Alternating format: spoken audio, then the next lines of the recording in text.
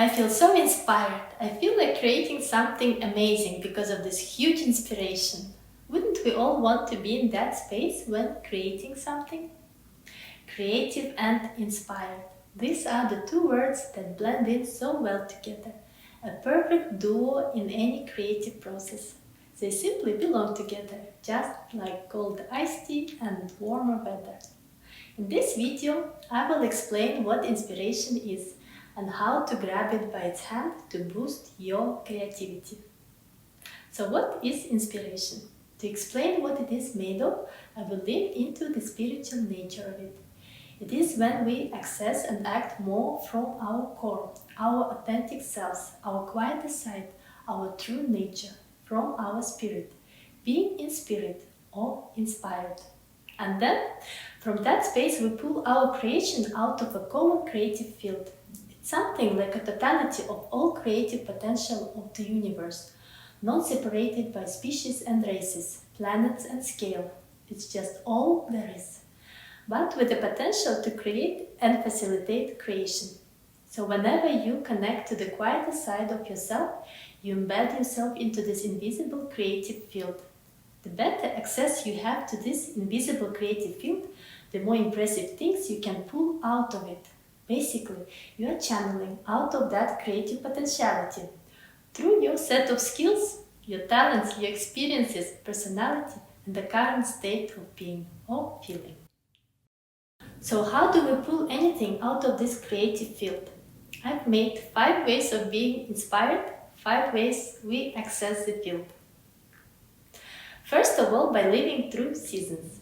It's just about experiencing the current state of your life, going through the seasons of your life. If you currently have strong emotional feelings or you feel rather depressed and sad, it's a perfect situation to bring in your spirit into the creative process, to feel inspired, to get the benefit of having all those overwhelming feelings and situations. Those emotions and feelings can be both as with what we humans identify positive and negative. And all of these positive and negative emotions have an immense potential for creativity. And it is even possible that it was meant for you to experience certain things in life, so that you could bring into this world something ultra unique, deeply heartfelt, your special creative pieces. When we talk about creative geniuses having a muse, aka inspiration in the form of a person, we are describing this category. How many masterpieces got created because their creator was in love? How many poets first wrote about being in love from this happy place and then wrote about the emotional torment and deep sadness because their love was unrequited? I could imagine that this could be a reason why some of those bright creators struggle to create equally good masterpieces once they are past this unique season of their life. And at this point they can reflect on their past experiences rather than express the rawness of their emotions. The excitement, the pain, the adrenaline simply don't have the same strength. So grab the moment, let the energy flow through you. Move these stuck energies inside of you. Let it actualize in the form of arts, words, songs, dance, and anything. Nevertheless, those past experiences will always be with you. They build your character. And later you can still feel inspired to create, to act, but from a wiser, experiential standpoint. And when I talk about being inspired by the seasons, by being in the moment, I also mean experiencing life in a less grandeur way, more in a day-to-day form, like experiencing the change of seasons, being inspired with the first blooms after the cold winter, or feeling touched nostalgic with the arrival of autumn. Here, I can give you my personal example. When I was creating my digital patterns of flowers, it was super easy to make them as the seasons progressed. Same goes for me when creating videos. In fact, it's an amazing feeling to create seasonally, with the progression of seasons, a soft way to flow through the creative process, simply allowing to live through it. Same as food should be seasonal, I do recommend creating seasonal things. The second type of being inspired is by interacting with other beings. Being swept away into creativity by contagiousness of inspiration. We are all connected at any given point. This is why we feel like replicating someone's creative idea. It just brings out our creative nature online. Someone's idea, someone's creative work can give you a creative kick. This inspiration can give you both a desire to replicate or to create something of your own. For example, listening to music might put you into the mood to create, to put labor in, to search for new, or watching someone's arts and crafts projects might fuel you up to put out similar pieces. Inspiration is contagious through all sorts of mediums. This is also why working in a group, for example in an art school, can be so inspiring. You are basically keeping each other in that creative inspiration just by working around each other. The third way to feel inspired is by bringing in a creative archetype to the core of you. It's about being inspired not by someone's work, but more by the person, the creator, which could also be you. Have you ever looked back at the work you previously accomplished and you just feel amazed with how creative, skillful, smart, or simply awesome you were to create such piece of work? And then you kind of flip into that creative state, bring in the creative you online, and once again you create something very beautiful and unique.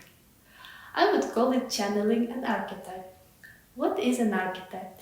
It's a collection of features, personality traits that form someone as a complete collection all under one name. For example, in acting, there is Stanislavski method where an actor has to become the character they are playing. They have to embody that archetype. Another example, but this time from me, I am amazed with versatility, the creative fire, and how into creating Jacob Collier is. He's a musician who plays numerous instruments, including conducting the singing of large group gatherings. But for me, it's not about the skill. It's more about his ability to play with the skill, to interact, to stroke, to move and feel and move, all of those special sources of sound.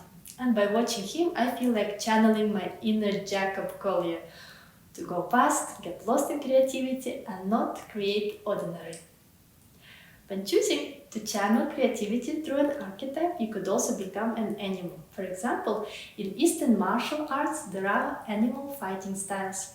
You could also use a fictional character from a book or a movie as your creative archetype. It's about being inspired by someone special, someone great. The fourth type of inspiration is actually about the ability of a person to connect to the creative field. They can simply become a channeler and bring in those unique works into the physical world. It does come at ease to those creators, but it also funnels through their personality, their perspective. Here I would like to give an example of J.K. Rowling as a powerful creative channeler. It is amazing what she could create with her imagination. She just lets it flow through her.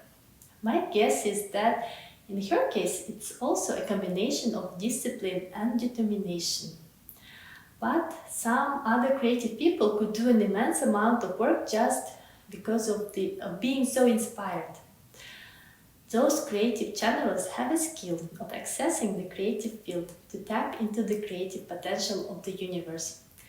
And it is possible to develop this skill for any of us, as we allow ourselves to be boundless, overcome certain limitations in our belief systems, to let this magical divine flow of creativity in. In a way, it's about allowing ourselves to be real us, the humans in spirit, or inspired, light, powerful, and creative. And lastly, I would like to talk about the fifth type of inspiration, where you also let the spirit to come into you, but by you being in the flow. If you move energy, which can also be through physical exercise, through enjoyable social interactions, travel, through play, through being creative, maybe in some other form, you can access the flow state, where you are truly being in the highest spiritual version of yourself and things can just flow through you. So first flow and then inspiration comes. To sum up, inspiration ignites the creative process in all of us. It's a spark. It also fills us up throughout the creative process, but truly it's about being in tune with oneself and possibly converting some of our life experiences into creative pieces. I hope I gave you a unique way to look at inspiration and the ways we create. My name is Ainur, and this is Creative Stories with Ainur. Subscribe if you want to learn more about creativity as a superpower. I also do paper crafting projects on this channel. Until next time, stay creative.